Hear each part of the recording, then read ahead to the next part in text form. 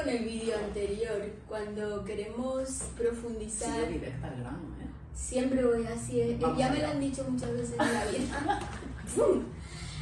Cuando queremos profundizar en nuestras emociones, en nuestras creencias, en separarnos un poco del contexto de lo que nuestros padres piensan, nosotros actuamos, etc., etc., existe otra corriente. ¿Quieres que hablemos de eso? Sí, está bien. Existe otra corriente que es la corriente psicoanalítica. Tú sabes bastante de esto. Sí, sé un poquito porque siempre me interesó mucho, sobre todo el psicoanálisis lacaniano. Me parece que tiene un cuerpo teórico interesante y que soluciona cosas. Vale, entonces, déjame que te pregunte.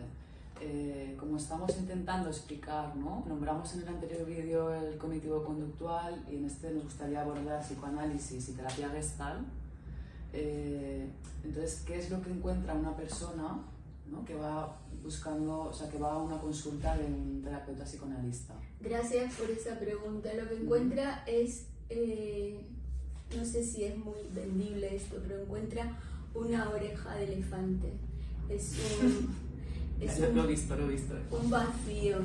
De hecho, Lacan en una conferencia frente a un montón de psicoanalistas, como él era un genio, en Vincennes, en Francia, hacía cosas de genio, se puso en la última fila, viendo con una señora una revista, y le dijo a sus ayudantes que repartieran inmensas orejas de elefante. Y ahí pues les estaba dando la enseñanza que necesita un buen analista: ser capaz de escuchar lo que no se dice, ser capaz de acceder a lo invisible, y en ese sentido tiene alguna semejanza con Gestalt. De hecho, hay muchas corrientes diferentes psicoanalíticas: la pura, freudiana, después está los que creen más en el inconsciente colectivo, Jung. Después está una muy inteligente que es la corriente de Adler, que el ser humano lo que ama es el poder por encima incluso de su propia libido. Y después el psicoanálisis moderno en Europa y ya también trasladado a América habla de Lacan y todos sus presupuestos. Es muy abstracto, pero es muy inteligente. O sea, yo creo que lo mejor que se ha dicho sobre la transferencia es un artículo de Lacan que se llama Seminario de la Transferencia.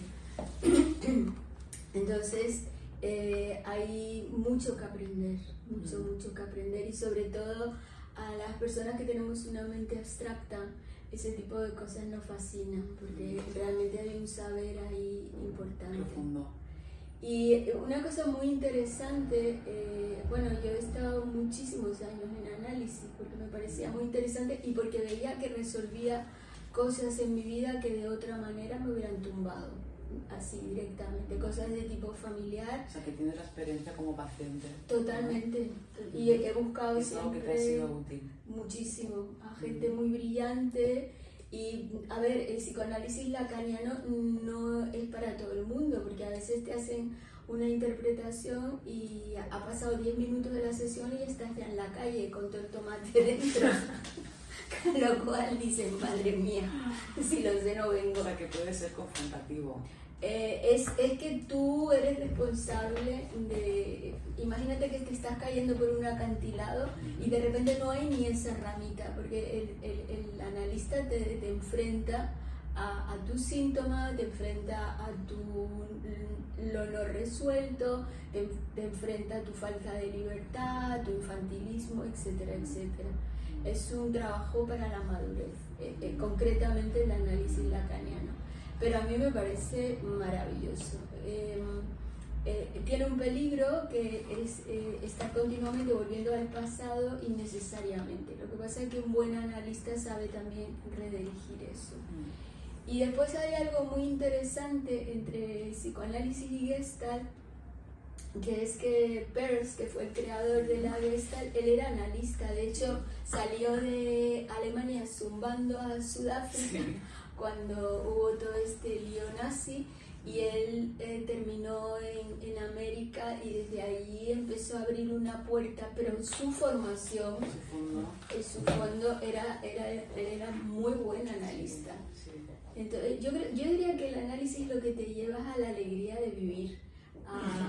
Entonces, esta es la experiencia que tú yo he vivido. Salir del drama, a minimizar los problemas, a entender que soy responsable de lo que estoy viendo, pero que puedo verlo de otra manera. Te pasa por el cuerpo. Cuando una interpretación es buena, tú puedes venir con un problema de dolor de estómago o de pulmonar, y cuando el trabajo que se ha hecho es bueno, te atraviesa el cuerpo y el síntoma remite. Esto es lo que decíamos en el vídeo anterior, ¿no? De que entras por una puerta, pero hay efectos en otro lugar. Claro, porque al final los distintos tipos de terapia por el entrelazamiento cuántico no son tan diferentes. Claro, no están separados. No. Igual que no está separado nuestros riñones de nuestro hígado o de nuestro corazón, todo forma parte de todo.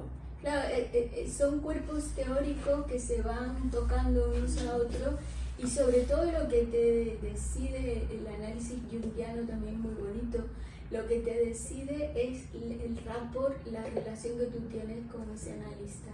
Vale, entonces, ¿podría resumir qué es lo que encuentra una persona si va a un psicoanálisis? ¿Podrías resumir qué es lo que encuentra? En primer lugar, una escucha inteligentísima, unas muy buenas orejas de elefante. Eso es un logro, porque llegar ahí significa mucho trabajo interno para tocar el vacío creador. Después lo que encuentra también, la transferencia tiene dos patitas, una que encuentra la parte amistosa, pero después también acabas odiando al analista, y las dos son interesantes. Es venga, dame tu emoción, dame tu odio, porque vamos a hacer algo con eso.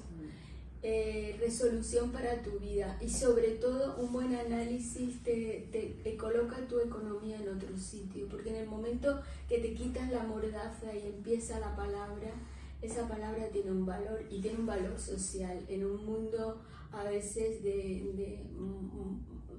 no sé cómo decir. Sí, de los monitos, ¿no? Sí, no ver, no oír, no hablar. De tanto silencio inútil o agresivo, de repente poder desplegar un sentir humano es muy valioso.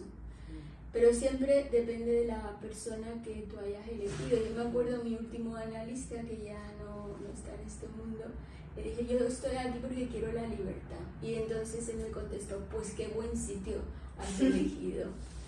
Y es un mundo que, claro, cuando tienes una mente bien amueblada, intelectualmente te atrae, porque la simplicidad, muy simple, es como que no le encuentra dónde está la chicha de esto. O sea, y ahí Lacan tiene muchas respuestas teóricas. Entonces, los junguianos también, cada uno tiene su forma de trabajo, no todo es lo mismo. Se llama psicoanálisis, pero cada uno tiene como su área o su forma de entrar en eso. Y realmente vas viendo cosas en tu vida. Yo me acuerdo que un analista que tuve aquí en Valencia, le pregunté, oye, ¿tú me puedes explicar por qué yo estoy con mi copita de champán aquí y de repente en una fiesta nadie sabe a lo que me dedico, y viene alguien y enseguida me empieza a contar su historia?